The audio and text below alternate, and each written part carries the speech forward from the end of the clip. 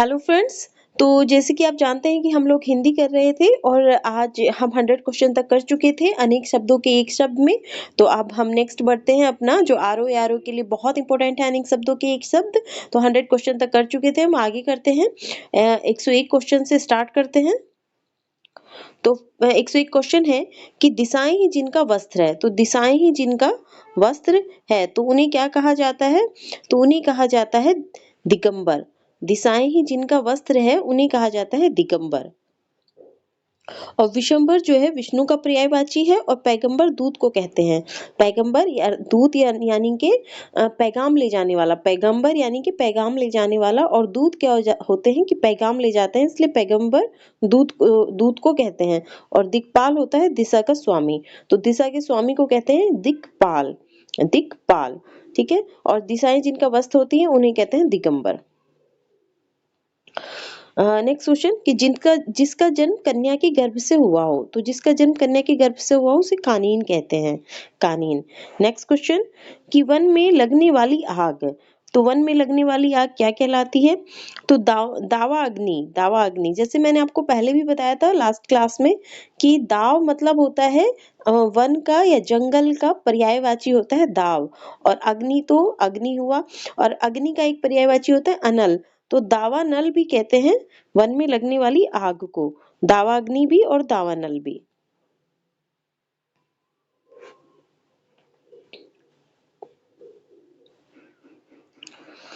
तो वन में लगने वाली आग के लिए एक शब्द है दावाग्नि। समुद्र यानी बड़वा, समुद्र का एक पर्यायवाची होता है बड़वा।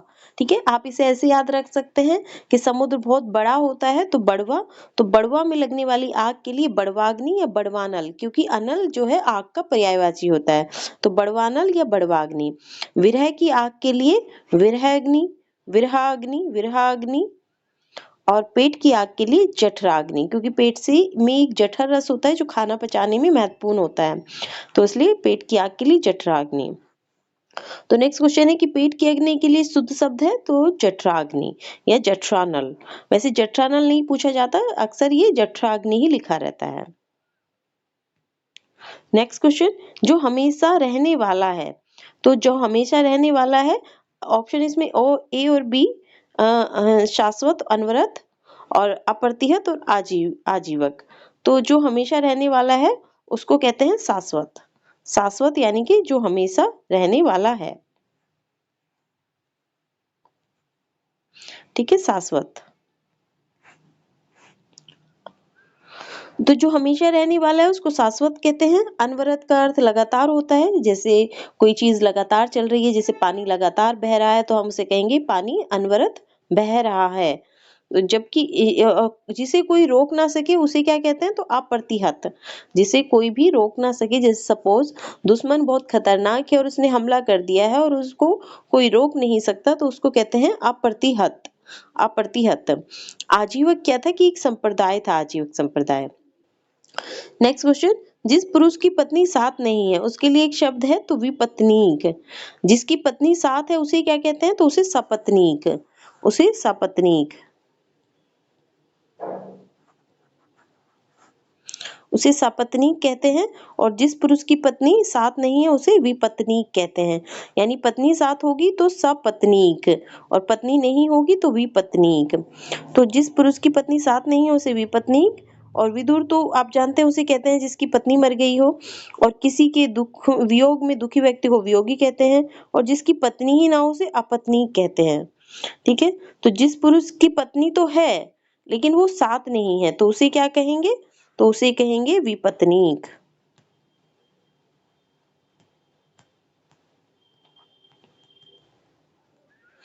और जिस पुरुष की पत्नी साथ है उसे क्या कहते हैं? तो उसे कहते हैं सपत्नीक, जो मैंने अभी लिखा था। और जिस पुरुष की पत्नी ही ना हो यानी कि उसकी शादी नहीं की उसने तो वो कहलाता है अपत्नीक। नेक्स्ट क्वेश्चन जिस पेड़ के पत्ते झड़ गए हों। जिस पेड़ के पत्ते झड़ गए हों तो वो क्या कहलाता है? तो जिस पेड़ के बच्चे यहाँ भी देख सकते हैं कि जिस पेड़ के पत्ते झड़ गए हों वो कहलाता है अपत। अपत। अपत। जिस पेड़ के पत्ते झड़ गए हों उसे अपत कहते हैं। इसके लिए पत्रहीन भी एक शब्द है, क्योंकि पत्र मतलब क्या होता है? पत्ते। पत्र मतलब क्या होता है? तो पत्र का अर्थ होता है पत्ते। तो ये तत्सम तद्भव में भी आता है। पत्र जो है तत्सम है और पत्ते जो है वो तद्भव है।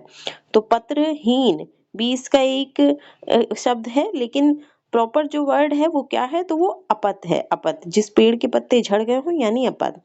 और सर्वाधिक उपयुक्त शब्द जो है अपत है। गिरा हुआ पत्ता क्या कहलाता है? तो परपर्ण, प्रपर्ण। पर्ण भी पत्ते को ही कहते हैं, तो प्र यानी गिरा हुआ पत्ता। प्र मतलब गिरा हुआ, तो प्रपर्ण, प्रपर्ण कहलाते हैं गिरे हुए पत्ते के लिए। ठीक है। तैरने की इच्छा तितिर्षा कहलाती है। ठीक है। हाथी की पीठ पर रखे जाने वाला आसन होदा कहलाता है। होदा, हाथी की पीठ पर जो ऊपर आसन रखा जाता है उसे होदा कहते हैं। तो हाथी की पीठ पर रखे जाने वाले आसन होदा। घोड़े की पीठ पर रखे जाने वाले गद्दी को क्या कहते हैं? तो जीन। घोड़े की पीठ पर जीन, हाथी की पीठ पर होदा। आप इसे ऐसे भी याद रख सकते हैं कि हाथ से हाथी होता है, हाथ से ही होदा होता है। घोड़े की पीठ पर जीन रखा जाता है और घोड़े आदि की पीठ पर कसने की जीन को काठी।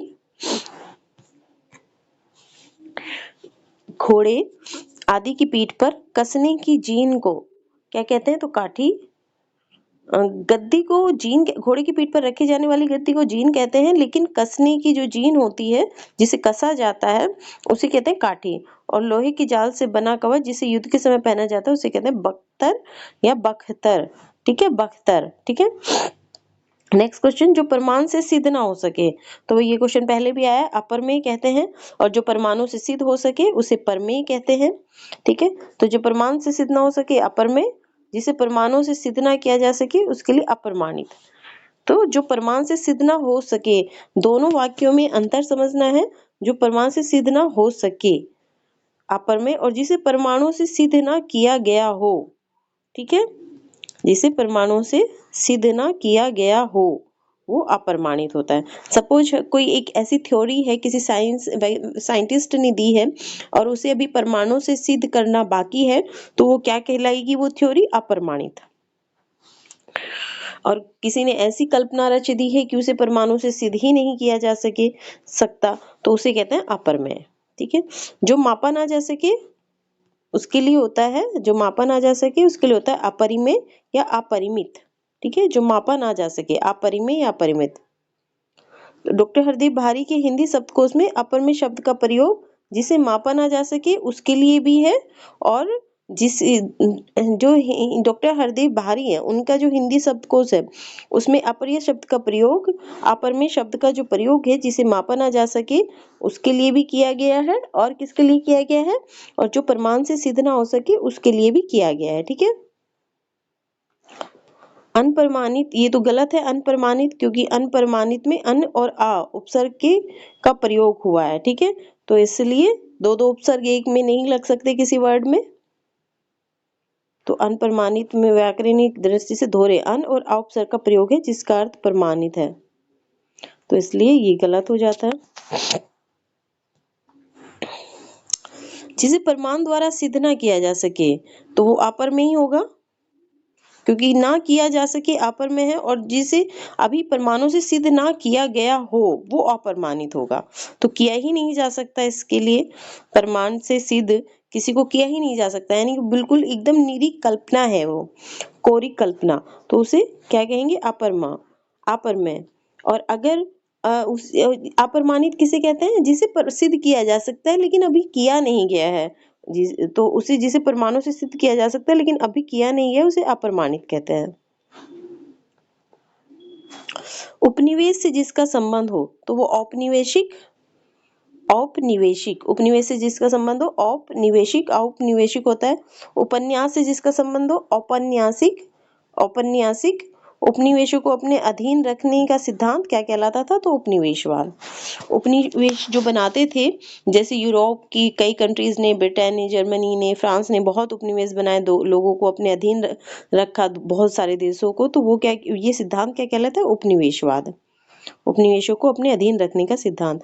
और वैसे उपनिवेश से जिसका संबंध हो वो औपनिवेशिक, उपन्यास से हो तो वो औपन्यासिक।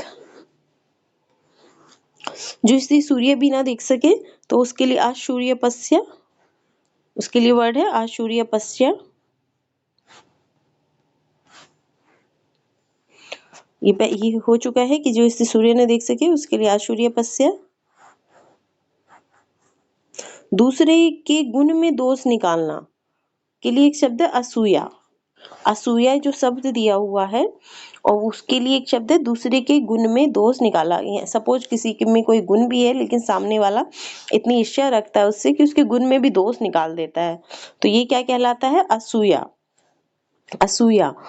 और जो बाहर बात बात में मतलब बहुत छोटी छोटी कमियां देखता है हर किसी में, केवल कमियां ही उसको नजर आती हैं, तो वो क्या कहलाता है? उसके लिए क्या शब्द है? छिद्रान्वेषी। छिद्रान्वेषी।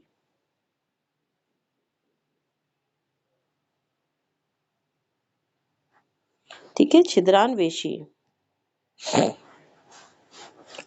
और जो दूसरे के गुण में भी दोष निकाल दे उसे असूया। किसी के पास रखी हुई दूसरे की वस्तु अमानत होती है, धरोहर होती है, ठीक है, धरोहर या अमानत। गिरा हुआ के लिए तो गिरा हुआ पतित, गिरे हुए व्यक्ति, गिरा हुआ व्यक्ति जिसे कहना हो तो उसे कहते हैं पतित व्यक्तित्व। ये तो गिरा हुआ के लिए पतित है। और अगर ये यही आता गिरा हुआ पत्ता तो क्या कहलाता? प्रपर्ण। ठीक है, जो जमीन पर गिरा या लुढ़का हो उसे क्या कहते हैं? तो लुंठित। उसे कहते हैं लुंठित। जो जमीन पर गिरा या लुढ़का हो उसे लुंठित कहते हैं। पृथ्वी पर लेटा हुआ के लिए धराशायी कहते हैं। ठीक है, जैसे दुश्मन, पहले युद्ध होते थे और दुश्मन को पृथ्वी पर लिटा दिया मारकर तो उसे क्या कहते थे? धराशायी। और जो जमीन पर गिरा हुआ हो, लुढ़का हुआ, उसे क्या कहते हैं? लुंठित। और गिरा हुआ के लिए एक शब्द है पतित।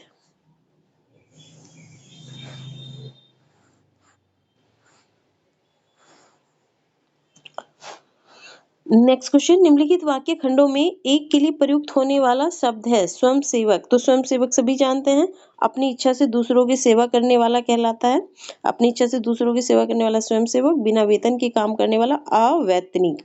अवैतनिक, अवैतनिक, अवैतनिक। ठीक है, अपना उद्देश्य पूर्ण होने पर संतुष्ट व्यक्ति के लिए क्या कहते हैं? तो कृतार्थ।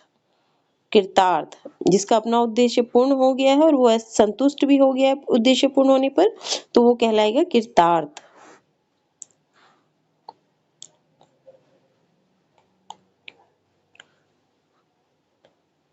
जो किए हुए उपकार को मानता है उसे क्या कहते हैं? कृतज्ञ। जो किए हुए उपकार को मानता है उसे कृतज्ञ कहते हैं। ठीक है, जो खुश रहता है, चित हमेशा जिसका प्रसन्न रहता है उसे चिर प्रसन्न कहते हैं। तो अपना उद्देश्य पूर्ण होने पर संतुष्ट व्यक्ति को कृतार्थ कहते हैं। किए हुए उपकार के मानने वाले को कृतज्ञ कहते हैं। आभार मानने वाले को आभारी कहते हैं। जिसका चित्त सदा प्रसन्न रहता है उसे चिर प्रसन्न कहते हैं। नेक्स्ट क्वेश्चन, नियम विरुद्ध असामाजिक कार्य करने वाले की सूची के लिए क्या है? तो काली सूची। वैसे भी जो नियम विरुद्ध और असामाजिक कार्य करेंगे उनके लिए क्या होगा? काली सूची होगा। ठीक है, और वैध कार्य न करने वालों की सूची को क्या कहते हैं? अवैध। जो वैध नहीं है वो क्या होगा? वो अवैध होगा। और नियम के अनुरूप और सामाजिक कार्य करने वालों की सूची को कहते हैं श्वेत सूची। अगर आप नियम के अनुरूप और सामाजिक कार्य करेंगे तो वो कहलाएगा श्वेत सूची। अगर नियम विरुद्ध असामाजिक कार्य करेंगे तो कहलाएगा काली सूची। उपकृत शब्द के लिए सही वाक्यांश है तो जो किया हुआ उपकार, जिस पे उपकार किया गया है, जिस पर उपकार किया गया है उसे उपकृत कहते हैं। ठीक है, तो इसका आंसर होगा डी, जिस पर उपकार किया गया है। जिस पर उपकार किया गया है तो उसे क्या कहते हैं? उपकृत। तो जिस पर उपकार किया गया हो उसे उपकृत कहते हैं। नेक्स्ट क्वेश्चन, जो जुड़ा या मिला ना हो उसके लिए क्या है? तो असहत। जो जुड़ा या मिला ना हो उसके लिए असहत एक शब्द है। जो जुड़ा या मिला ना हो, व्याख्या देखिए, उसके लिए असहत। गद्य और पद्य मिश्रित काव्य को चंपू कहते हैं। गद्य और पद्य, गद्य यानी निबंध शैली और पद्य यानी के काव्य शैली। तो जो निबंध शैली और काव्य शैली में लिखा गया कोई साहित्य है तो उसे क्या कहेंगे? चंपू। तो ये दोनों मिलके गद्य और पद्य शैली यानी कि निबंध शैली और काव्य शैली मिलके क्या कहलाती है? चंपू शैली। जब कोई साहित्य या कोई लेखन इस तरह से किया जाता है कि उसमें गद्य और पद्य मिश्रित काव्य हो तो उसे चंपू शैली कहते हैं, चंपू कहते हैं। एक साथ उत्पन्न होने वाले के लिए शब्द है संभूत। जो एक साथ उत्पन्न होने वाले के लिए एक शब्द है संभूत, और जिसका अनुभव किया गया है वो अनुभूत। जैसे अगर किसी ने भूत का, प्रेतात्मा का अनुभव किया है तो वो क्या कहलाएगा? अनुभूत, प्रेतात्मा से अनुभूत। ठीक है। और एक साथ जो उत्पन्न होते हैं उसके लिए क्या है? संभूत। और जो जुड़ा या मिला ना हो तो वो क्या है? असहत। तो इस वाक्यों पे ध्यान देना है कि किस किस तरह से अलग हैं, कि एक साथ उत्पन्न होने वाले के लिए संभूत। जैसे दो बच्चे एक साथ उत्पन्न होते हैं, जुड़वा बच्चे, तो वो क्या कहलाएंगे? संभूत। ठीक है। और जो जुड़ा या मिला ना हो वो असहत कहलाएंगे। नेक्स्ट क्वेश्चन, अपना पेट भरने वाले के लिए एक शब्द है, तो कुछ कुक्षी भर। कुक्षी भर।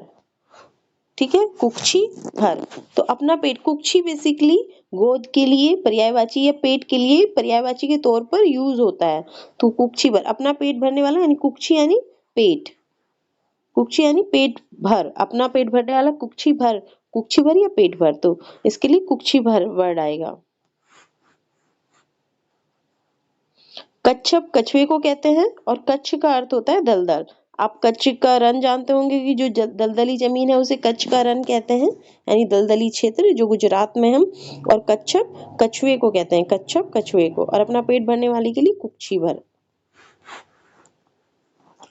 जिस पर विश्वास किया गया हो उसके लिए एक शब्द, तो विश्वस्त। जब हम किसी के बारे में बात करते हैं और कहते हैं कि ये विश्वस्त व्यक्ति है, यानी कि हम इस पे विश्वास करते हैं, तो ये विश्वस्त व्यक्ति है। तो जिस पर विश्वास किया गया हो उसके लिए विश्वस्त। जिसका विश्वास किया जा सके वो विश्वसनीय। जैसे किसी और को अगर हम बताएं तो ये इस तरह से बताएंगे कि इस व्यक्ति का विश्वास किया जा सकता है, आप अपनी कोई कीमती चीज यहाँ रख सकते हैं, तो वो कहलाएगा विश्वसनीय। और जो विश्वास के योग्य हो वो विश्वास पात्र। जो किसी विशेष को जानता हो उसे विशेषज्ञ कहते हैं। तो विश्वसनीय, विश्वास पात्र और विश्वस्त में अंतर समझना है कि जिस पर विश्वास किया गया है उसके लिए विश्वस्त, जिसका विश्वास किया जा सके तो वो विश्वसनीय, जो विश्वास के योग्य हो तो विश्वास का पात्र, या विश्वास का पात्र, और दोनों को मिला के बना दिया गया है विश्वास पात्र। ठीक है। नेक्स्ट क्वेश्चन, जो दायर मुकदमे का प्रतिवाद या बचाव करे तो प्रतिवादी। जो मुकदमा दायर करता है वो क्या कहलाता है? वादी। ये लिखा भी है, वादी जो मुकदमा दायर करता है। जो दायर मुकदमे का प्रतिवाद करता है वो प्रतिवादी, जो मुकदमा दायर करता है वो वादी, और उस दायर मुकदमे का जो प्रतिवाद करता है, बचाव करता है, वो प्रतिवादी। नेक्स्ट क्वेश्चन, जिसे रोकना कठिन हो। जिसे रोकना कठिन हो, तो इसका आंसर होगा दुर्निवार। ठीक है। जिसे रोकना कठिन हो या जिसका निवारण कठिन हो। दुर मतलब होता है कठिन, तो दुर्निवार, इसका आंसर होगा दुर्निवार। जिसे रोकना कठिन हो, जिसका निवारण कठिन हो, इसके लिए दुर्निवार है। जिसे वश में करना कठिन हो उसके लिए क्या शब्द है? तो जिसे वश में करना कठिन हो उसके लिए शब्द है दुर्धर्ष। दुर्धर्ष, दुर्धर्ष। यानी कि एक होता है ना जो बहुत शक्तिशाली होते हैं, आत्मविश्वासी होते हैं, उन्हें वश में करना कठिन होता है, तो उनके लिए शब्द है दुर्धर्ष, दुर्धर्ष। जिसका घटित होना कठिन हो वो क्या कहलाता है? दुर्घट। यानी कि अगर सपोज कि आप यात्रा कर रहे हैं और पूरी सेफ्टी और सिक्योरिटी के साथ कर रहे हैं और हर तरह के प्रिकॉशंस लिए गए हैं, तो आप कहेंगे कि कोई दुर्घटना नहीं हो सकती है। वो ये घटना, सपोज कि एक्सीडेंट की घटना कठिन है, तो वो क्या कहलाएगी? दुर्घट। जिसका घटित होना कठिन हो क्या कहलाता है? दुर्घट। जिसे धारण करना कठिन हो तो उसे क्या कहते हैं? दुर्भर। जिसे धारण करना कठिन हो उसे दुर्भर कहते हैं। ठीक है। जैसे राम जी ने जब ये अर्जुन ने जब धनुष उठाया था, धनुष से आंख पे निशान, तीर ये लगाया था, तो निशाना नहीं, राम जी ने जब धनुष उठाया था, और तो कोई अन्य जो राजा महाराजा उस समय थे वो धनुष नहीं उठा सके थे। और ठीक है, तो धनुष को धारण करना उनके लिए क्या था? दुर्भर था। और राम जी ने धनुष उठा लिया था। ठीक है, तो ये दुर्भर। राम जी के लिए दुर्भर नहीं था, लेकिन अन्य राजा महाराजाओं के लिए दुर्भर था। तो जिसे धारण करना कठिन हो वो दुर्भर, जिसका घटित होना कठिन हो वो दुर्घट, और जिसे वश में करना कठिन हो वो उसके लिए दुर्धर्ष, और जिसे रोकना कठिन हो या जिसका निवारण करना कठिन हो उसके लिए दुर्निवार। नेक्स्ट, कि तैर कर पार करने की इच्छा, तितिर्षा। तैर कर पार करने की इच्छा तितिर्षा, और तैर कर पार करने की इच्छा करने वाला व्यक्ति क्या कहलाता है? तितिर्षु। तितिर्षु, ठीक है। और तो तैर कर पार करने की इच्छा तितिर्षा, तैरने या मोक्ष पाने के लिए एक शब्द तितिर्षु है। हालांकि मोक्ष के लिए मुमुक्षा होता है, ठीक है। अगर कहीं पे आएगा मुमुक्षा तो आपको पहले मुमुक्षा लगाना है,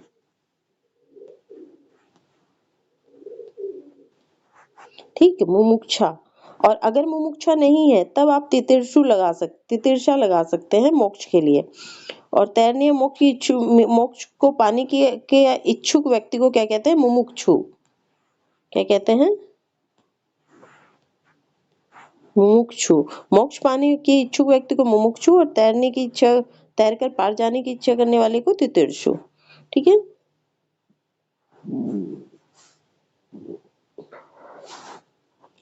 सर्दी गर्मी दुख आदि सहन करने की शक्ति को कहते हैं तितिक्षा। जो सर्दी गर्मी दुख आदि सहन करने की जिसके पास बहुत अत्यधिक शक्ति है उसे कहते हैं तितिक्षा। जैसे ऋषि सन्यासी इन लोगों के पास सर्दी गर्मी दुख आदि सहन करने की शक्ति ज्यादा होती है, तो ये क्या कहलाती है शक्ति? तितिक्षा। तितिक्षा, ठीक है।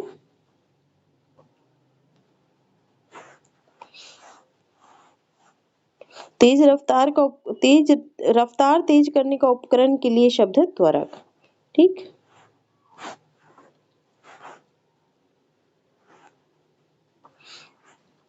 शत्रुओं का हनन करने वाले के लिए एक शब्द है शत्रुघ्न, ठीक है। शत्रुओं का हनन करने वाला क्या कहलाता है? शत्रुघ्न।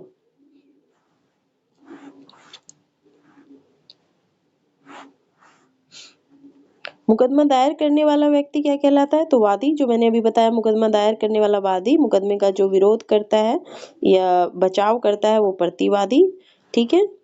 और जिस पर मुकदमा चलाया जाता है उसे अभियुक्त कहते हैं। जिस पर मुकदमा चलाया जाता है उसे अभियुक्त कहते हैं, अभियुक्त, ठीक। युद्ध की प्रबल इच्छा जिसमें हो, युद्ध की प्रबल इच्छा हो जिसमें, तो वो क्या कहलाता है? युयुत्सु। युद्ध करने की इच्छा क्या कहलाती है? युयुत्सा। युद्ध करने की इच्छा क्या कहलाती है? युयुत्सा, ठीक है, युयुत्सा। और युद्ध करने की इच्छा जिसमें प्रबल हो वो क्या कहलाता है? तो युयुत्सु। युद्ध करने वाला योद्धा और विद्रोह करने वाला विद्रोही होता है। मरने की इच्छा के लिए होता है मुमूर्षा। मुमूर्षा, ठीक है। और जो मरने की इच्छा करता है, मरने की इच्छा होती है मुमूर्षा, और जो मरने की का इच्छुक व्यक्ति क्या कहलाता है? तो मुमूर्षु, ठीक है। मुमूर्षु, मरने की इच्छा मुमूर्षा, मरने की इच्छा मुमूर्षा, और मरने का इच्छुक व्यक्ति क्या कहलाएगा? मुमूर्षु। और मोक्ष की इच्छा मुमुक्षा, और मोक्ष की इच्छा रखने वाला मुमुक्षु, ठीक है, मुमुक्षु। तो मरने की इच्छा मुमूर्षा, मोक्ष की इच्छा मुमुक्षा, जो मरना चाहता है वो मुमूर्षु, जो मोक्ष चाहता है वो मुमुक्षु। ये मैं पहले भी बता चुकी हूँ। जिसमें युद्ध करने की इच्छा हो वो युयुत्सु, और मैं ये बताया मैंने कि युद्ध करने की इच्छा युयुत्सा। जिसे दूर करना कठिन हो तो वो दुर्निवार, ठीक है। दूर करना कठिन हो वो दुर्निवार। जिसे नियंत्रित करना कठिन हो वो वर्ग है, दुर्वर्ग है, ठीक है। जिसे नियंत्रित करना कठिन हो वो दुर्वर्ग है, ठीक है।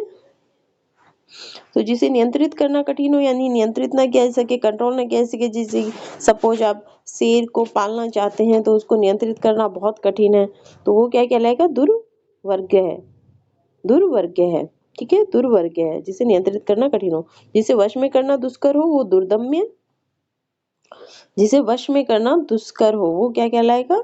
दुर्दम्य। जिसे भरना कठिन हो वो दुष्पूर, से भरना कठिन हो वो दुष्पूर। फिर से एक बार देख लीजिए। जिसे दूर करना कठिन हो वो दुर्निवार, जिसे नियंत्रित करना कठिन हो वो दुर्वर्ग्य है, और जिसे वश में करना दुष्कर हो वो दुर्दम्य, ठीक है। और जिसे भरना कठिन हो वो दुष्पूर, जिसे भरना कठिन हो वो दुष्पूर, और जिस कार्य को करना कठिन हो वो दुष्कर, और जिसे दूर करना कठिन हो वो दुर्निवार, जिसे नियंत्रित करना दुर्वर्ग्य है। जो रूढ़ियों में विश्वास करता हो वो रूढ़िवादी होगा।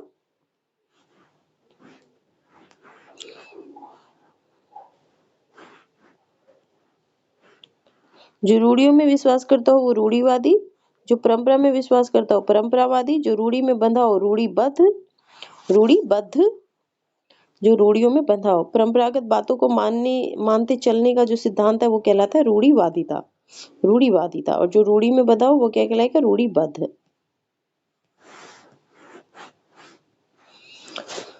जो पूजा के योग्य हो वो पूजनीय, जो पूजा के योग्य हो। वर्तनी पे भी ध्यान देना है दोस्तों, क्योंकि वर्तनी संबंधी अशुद्धियां भी पूछी जाती रही हैं, तो साथ साथ वर्तनी पर भी आपको ध्यान देना है, ठीक है।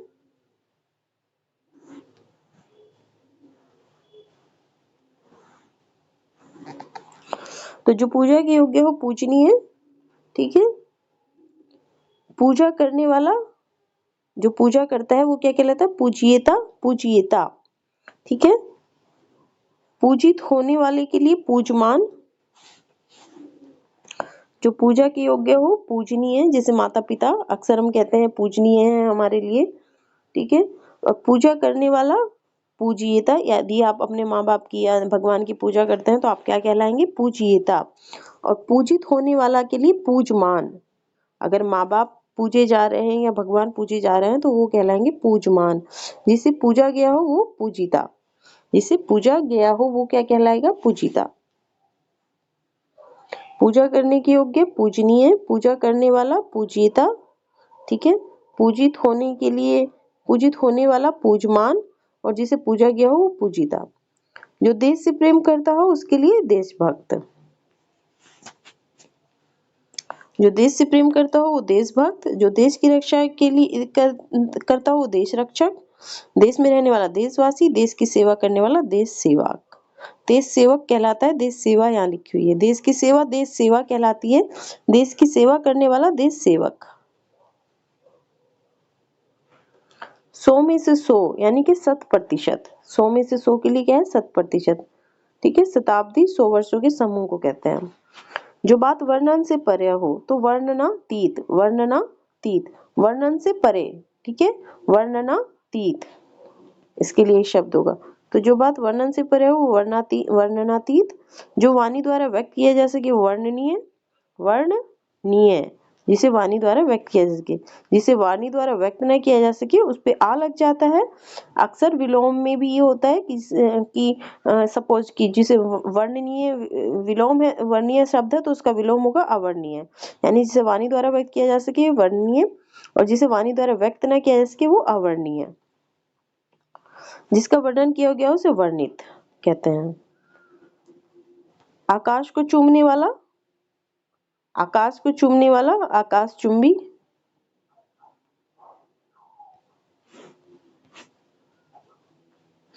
तो आकाश को चूमने वाला आकाशचुंबी, गगन को चूमने वाला गगनचुंबी। देखिए आपको ये इस तरह से नहीं लगाना है कि आकाश को चूमने वाले के लिए आपने कुछ और लगा दिया।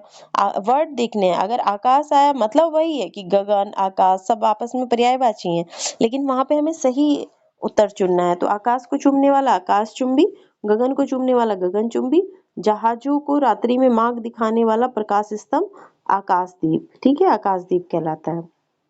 क्षण भर में नष्ट हो जाने वाला तो क्षणभंगुर, क्षण में नष्ट होने वाला, भंगुर यानी कि नष्ट होना, तो क्षण मतलब पल में क्षण भर में नष्ट हो जाने वाला क्षणभंगुर। जो क्षण भर के लिए आतुर हो उसे क्या कहते हैं? क्षणातुर। क्षण से और आतुर से मिलके बना है क्षणातुर। क्षण भर के लिए आतुर हो उसे क्षणातुर। जो क्षुधा भूख के लिए आतुर है उसे क्षुधातुर, ठीक है। क्षुधा मतलब क्या होता है? तो क्षुधा मतलब होती है भूख, ठीक है। तो क्षुधा मतलब होती है भूख, और जो क्षुधा के लिए आतुर हो यानी कि जिसे बहुत अधिक भूख लगी हो तो वो क्या कहलाएगा? क्षुधातुर। जो शब्दों द्वारा व्यक्त ना किया जा सके वो क्या होगा? अव्यक्त। जो शब्दों द्वारा व्यक्त न किया जा सके वो अव्यक्त। तो जो शब्दों द्वारा व्यक्त नहीं किया जा सके वो अव्यक्त, जो वाणी या वचन द्वारा कहा ना जा सके वो अकथनीय, यानी कि कहा नहीं जा सकता, अकथनीय, व्यक्त नहीं किया जा सकता तो अव्यक्त। जो कम जानता हो वो अल्पज्ञ, जो बहुत अधिक जानता हो वो सर्वज्ञ, मतलब जो बहुयज्ञ, और जो सब कुछ जानता हो वो सर्वज्ञ, और जो कहा ना जा सके वो अकथ्य। यहाँ पे भी देखना, जो वाणी और वचन द्वारा ना कहा जा सके तो अकथनीय, और जो कहा ना जा सके वो अकथ्य है। ठीक है, यही कह लीजिए जो कहा ना गया हो वो अकथ्य कहलाता है। यहाँ पे आएगा जो कहा ना जा सके नहीं आएगा, यहाँ पे आएगा जो कहा ना गया हो तो उसको अकथ्य कहते हैं। किसी पर विजय पाने की इच्छा रखने वाला जिगीसु, किसी पर विजय पाना क्या कहलाता है? जिगीसा।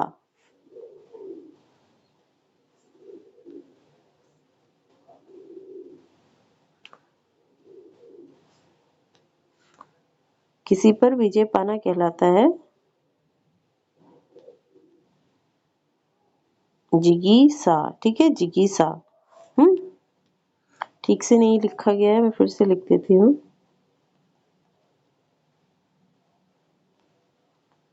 किसी पर विजय पाना कहलाता है जिगीसा, और विजय पाने की इच्छा रखने वाला कहलाता है जिगीसु।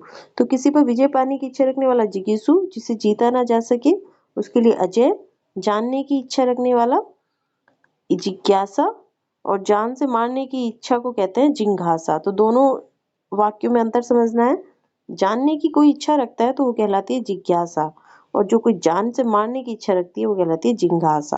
जैसे किसी का कोई बहुत दुश्मन होता है, बहुत कट्टर दुश्मन, वो उसको जान से मारने की इच्छा रखता है तो वो कहलाएगी जान से मारने की इच्छा, जिंघासा। मध्य रात्रि का समय, तो निशीथ, 12 बजे का समय होता है निशीथ, मध्य रात्रि का समय। तो मध्य रात्रि का जो समय होता है वो होता है निशीथ।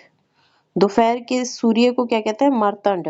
वैसे भी सूर्य का जो पर्यायवाची है वो एक पर्यायवाची मार्तंड है, तो ठीक है। और दोपहर के सूर्य को स्पेशली मार्तंड कहते हैं। दोपहर के बाद का समय अपराह्न, दोपहर के समय को मध्याह्न, और दोपहर से पहले के समय को क्या कहलाता है? दोपहर के पहले के समय को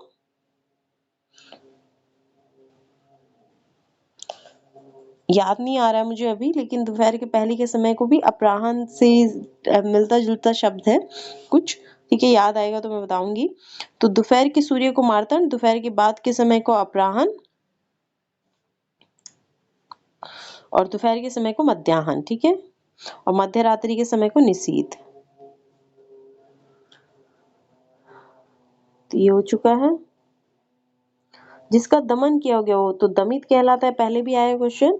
जिसका दमन किया गया हो वो दमित, जिसे दबाया जा सके दमनीय, जिसका दमन किया गया हो वो दमित, जिसे दबाया जा सके वो दमनीय, और जो दया करने योग्य हो वह दयनीय। दमन करने वाले को दमनशील कहते हैं। जो दया करने योग्य हो वो दयनीय, दमन करने वाला क्या कहलाता है? जो दमन करता है तो वो दमनशील कहलाता है।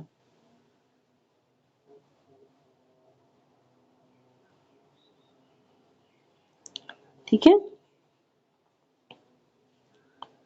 जो जिसका दमन किया गया हो वो दमित, जो दबाया जा सके वो दमनीय, और जो दया करने योग्य हो वो दयनीय, और दमन करने वाला दमनशील।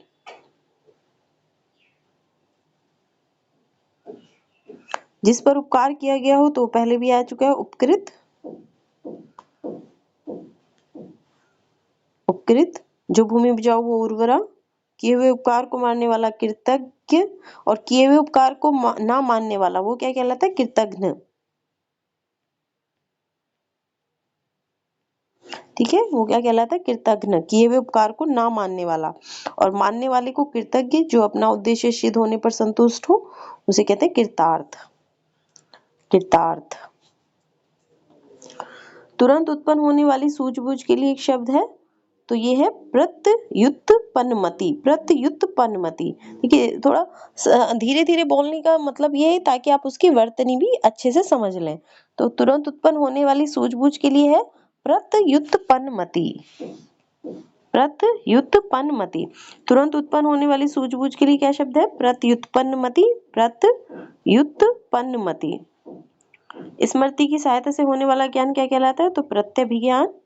प्रत्यभिज्ञान स्मृति की सहायता से होने वाला ज्ञान।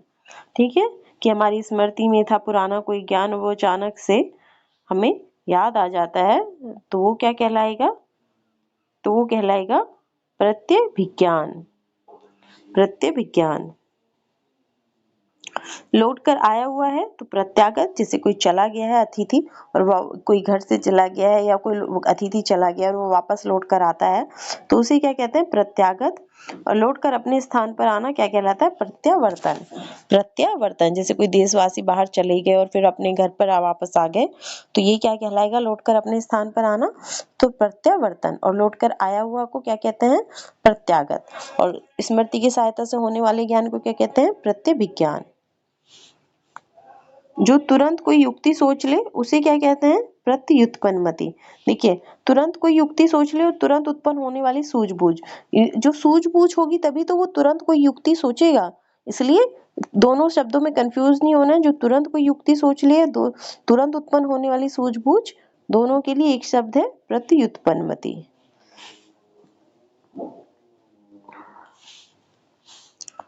क्योंकि जब उसमें सूझबूझ होगी तभी वो कोई युक्ति सोचेगा।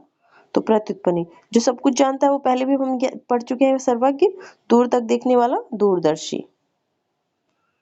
अतिथि सत्कार की भावना क्या होती है? तो आतिथ्य होती है। आतिथ्य। देखिए, जो अतिथि आते हैं उनको तो जो अतिथि की सत्कार किया जाता है वो आतिथ्य होता है। आतिथ्य। अतिथि का जो सत्कार किया जाता है वो होता है आतिथ्य। आतिथ्य। आतिथ्य। और अतिथि सत्कार की जो भावना होती है वो क्या कहलाती है? अतिथि सत्कार की भावना वो कहलाती है आतिथ्य। आतिथ्य। और अतिथि सत्कार की जो किया जाता है वो क्या कहलाता है? आतिथ्य। और अतिथि सत्कार की भावना आतिथ्य।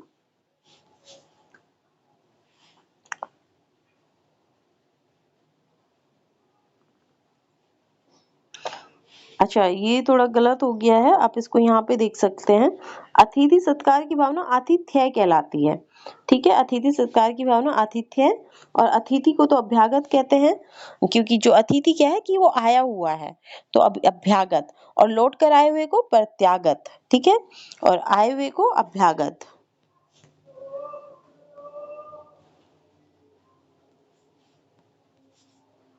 तो अतिथि सत्कार की भावना आतिथ्य है, तो इसमें आंसर होगा आतिथ्य। अतिथि सत्कार की भावना। अतिथि सत्कार की भावना आतिथ्य है। अतिथि को अभ्यागत कहते हैं क्योंकि वो आया हुआ होता है, और जो अतिथि चला जाए और फिर से आए, या कोई घर का कोई व्यक्ति है जो बाहर गया है वो वापस आए तो उसे कहते हैं प्रत्यागत। और वह जिसके यहाँ अतिथि ठहरा हुआ हो वो कहलाता है आतिथ्य। जिसके यहाँ अतिथि ठहरा हो वो क्या कहलाता है? आतिथ्य। और अतिथि सत्कार की भावना आतिथ्य। आतिथ्य। और जिसके यहाँ अतिथि ठहरा हो वो आतिथ्य। जिसे बुढ़ापा ना आए तो वो अजर होता है। इसके लिए एक वर्ड और है कि जो जीर्ण ना हो। जीर्ण ना हो, तो जैसे भगवान को कहा जाता है कि अजर है, अमर है, तो अजर यानी कि उनको बुढ़ापा नहीं आता, वो जीर्ण नहीं हो सकते, वो जैसे हैं वो वैसे ही रहेंगे, सदा युवा ही रहेंगे। तो अजर, जिसे बुढ़ापा ना आए या जो जीर्ण ना हो, उसके लिए एक ही शब्द है अजर। अमर, जिसकी मृत्यु ना हो। अनेक युगों से चले आने वाले वाक्यांश के लिए शब्द होगा अनेक युगों से। तो अनेक युगों से जो चला आ रहा है तो वो सनातन कहलाएगा। सनातन। तो अनेक युगों से चले आने के लिए सनातन, और जो उपयुक्त हो उसे समीचीन, और जो पुराना हो उसे प्राचीन। समय बीत जाना कालांतर कहलाता है। ठीक है, तो अनेक युगों से चले आने वाले के लिए सनातन है, जो उपयुक्त है उसे समीचीन कहते हैं। सपोज कोई कार्य है, कोई उपयुक्त है वो, तो उसे कहेंगे कि ये समीचीन कार्य है। ठीक है, ये उपयुक्त है। और जो पुराना है उसे प्राचीन कहते हैं। समय बीत जाना क्या कहलाता है? तो कालांतर कहलाता है। युगों से चले आने वाले के लिए एक शब्द होगा तो सनातन। ठीक है, तो फ्रेंड्स आज की वीडियो हम यहीं समाप्त करते हैं। मैं इसको अनेक शब्दों के एक शब्द को आगे भी और कराऊँगी, अभी और भी बचे हुए हैं। इसमें प्रीवियस ईयर के सभी शब्द जो हैं प्रीवियस ईयर के जो भी क्वेश्चन हैं सभी पूछे हुए क्वेश्चन इसमें कवर हो जाएँगे और कहीं भी इससे बाहर क्वेश्चन आरो में आपको नहीं जाने वाला। तो अगर आपको वीडियो अच्छी लगी हो तो आप लाइक कीजिए, शेयर कीजिए, कमेंट कीजिए, सब्सक्राइब कर लीजिए ताकि आपको इसी तरह का अन्य मटेरियल आगे भी मिलता रहे। ठीक है? बाय।